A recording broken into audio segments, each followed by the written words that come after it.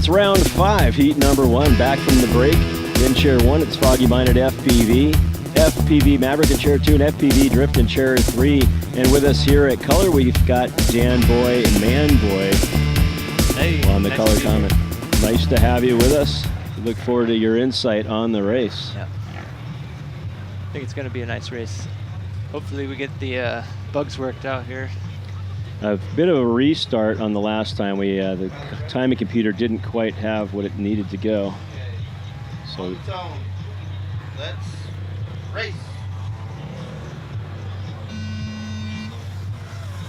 All right, 2 drones in the sky. FpvDrift still hasn't, and he now has made it off. Actually, it's FpvMaverick that hasn't gotten off the post yet. Oh no. So we're gonna actually have another start. All sorts of difficulties here.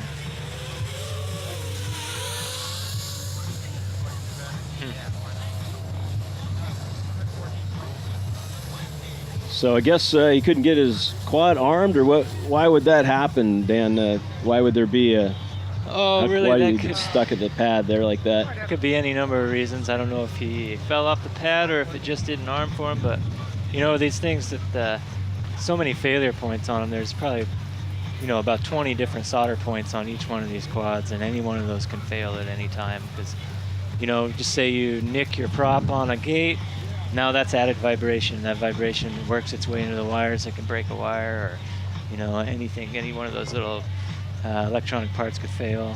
So all those crashes that you're having out there, it's amazing that those things stay together at all. I mean, that was one of the first things as a spectator that I saw was some of the force of some of those impacts that you guys are having out there. It's just unbelievable.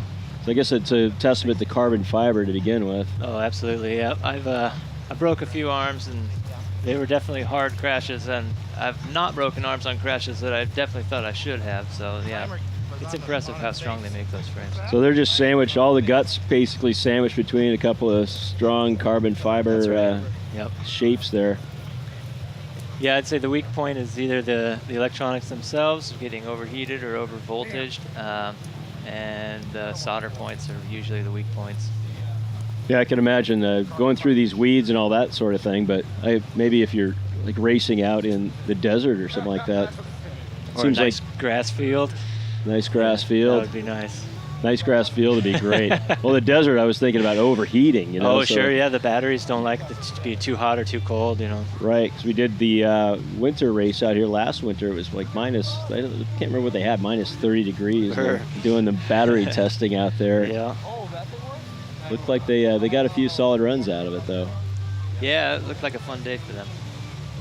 Okay, I guess they're saying that the lap timer got flipped over somehow. So that's why we weren't recording time. Okay, so during the break, we had activity out on the field there, and the timer it's now timing worms instead of birds. Well, there's your problem. That'll do it.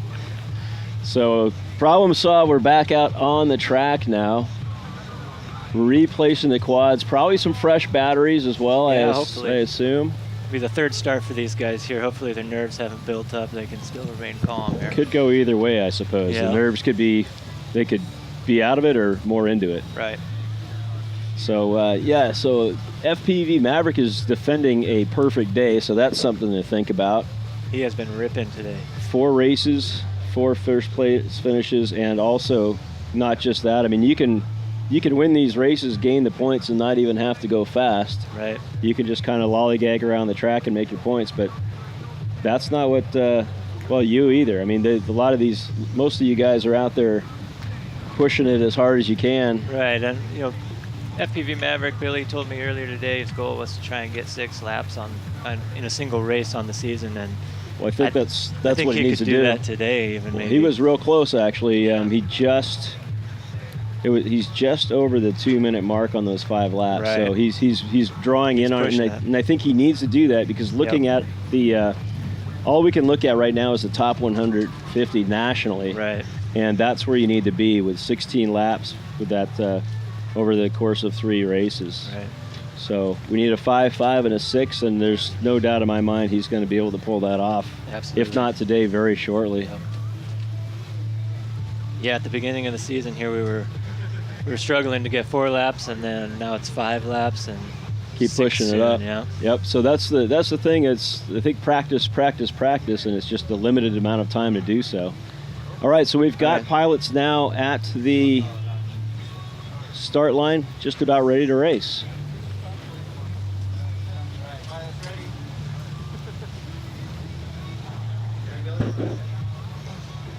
On the tone.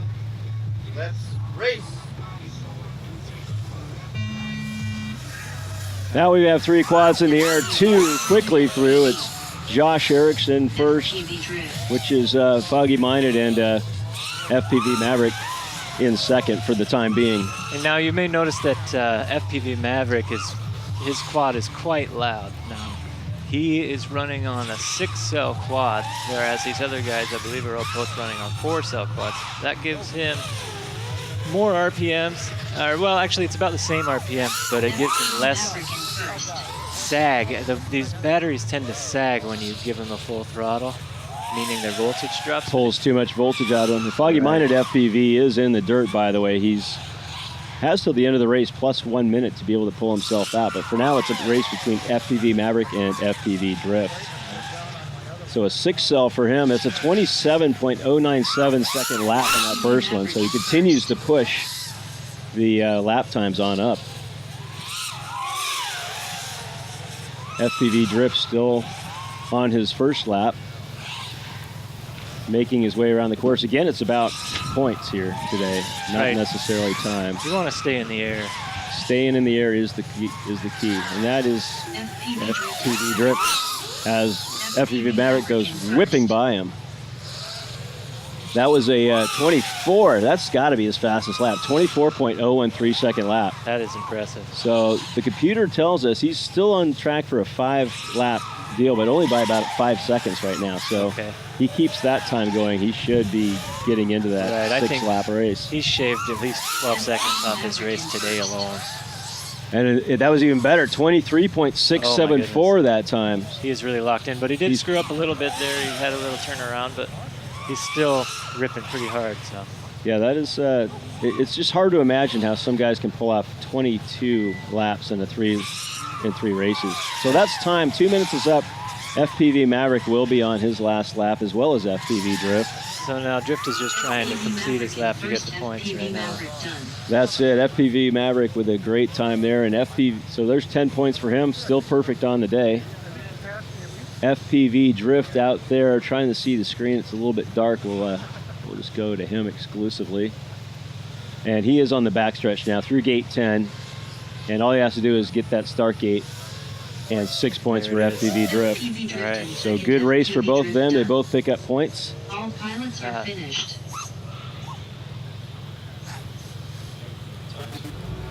And there's the results for round 5, heat number 1. It's FpvMaverick once again bringing in the 10 points. 5 laps, just missing that 6th lap by just under 7 seconds. So just a couple fewer mistakes out there, and he's definitely got that down to a 6-lap race. FpvDrift finished his race as well with 2 laps in just under 2.5 minutes as well.